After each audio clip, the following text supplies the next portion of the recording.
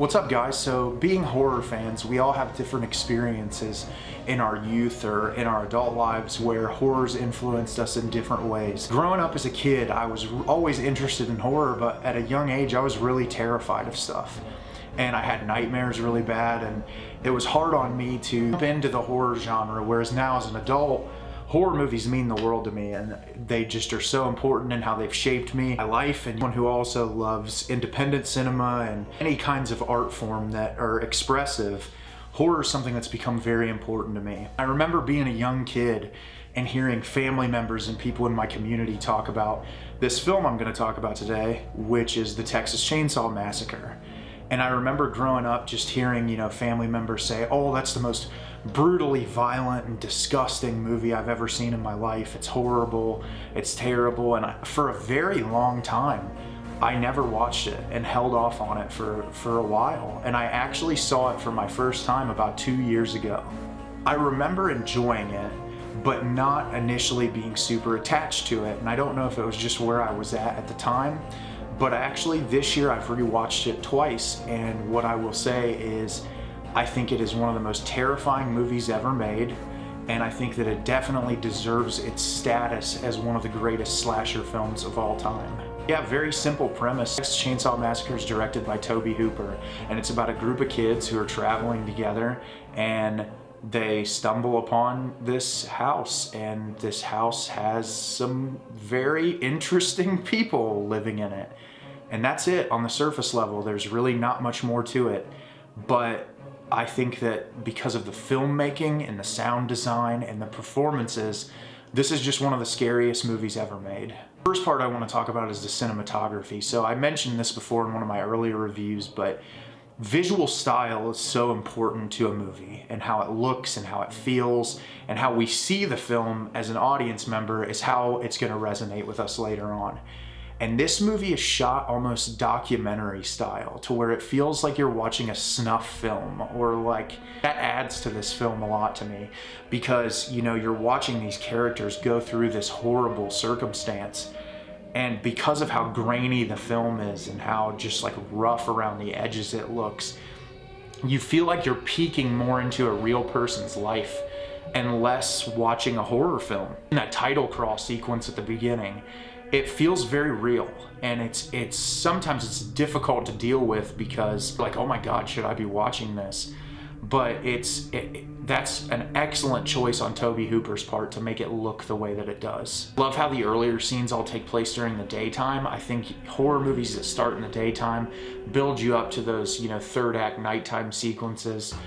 This movie looks really good despite its grainy nature.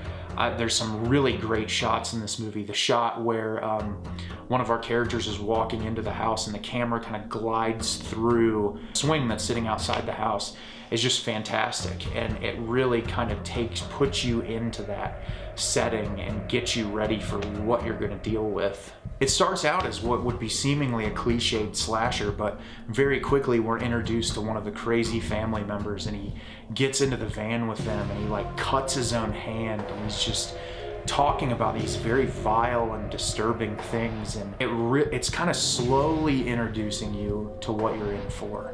And because of just how tense that scene is, and when the kids finally get him out of the van, it's like you just want him to get away as quickly as possible, but you know that this is going to follow him and that it's going to bite him on the ass later. And I think it's a really great introduction to the film. I'm not huge into a lot of the performances from the kids. I think once they get into the situation and they have to act horrified, they do a really great job, but some of the dialogue is just kind of meh.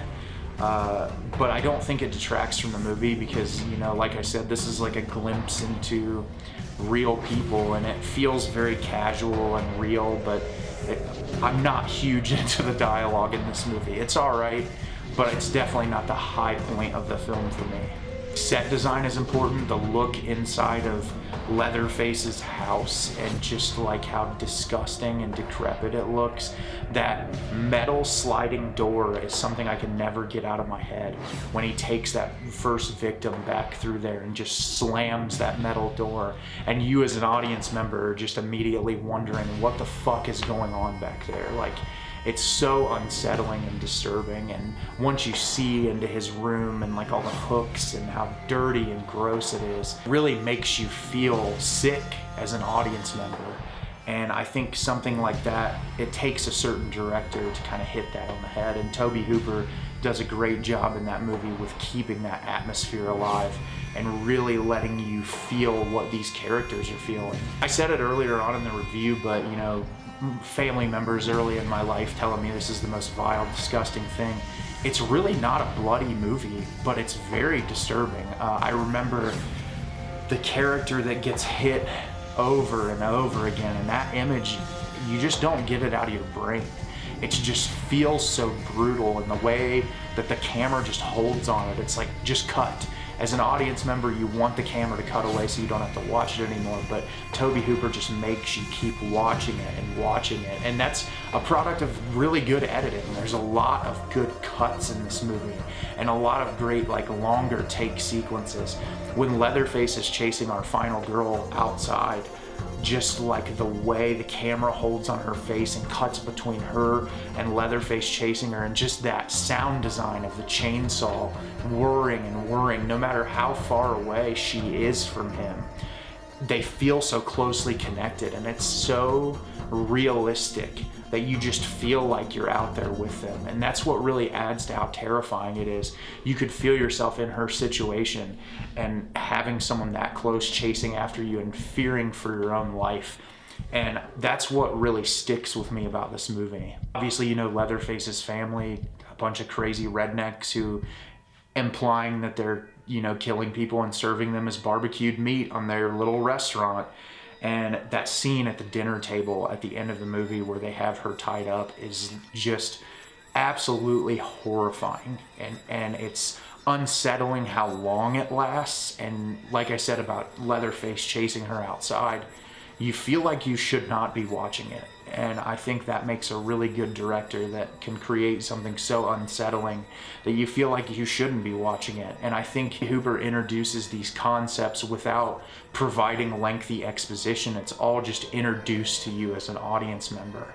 And like the concept of Leatherface being this like childlike mind who's being manipulated by these people to murder them, and he's grown up in it, he doesn't know any better, and he just knows to kill. And him having these like different masks that he switches off and on, like his different personalities, it's just really horrifying. And it's definitely a movie that's worth watching around this time of year. Like I said, the sound design is really just visceral in this movie.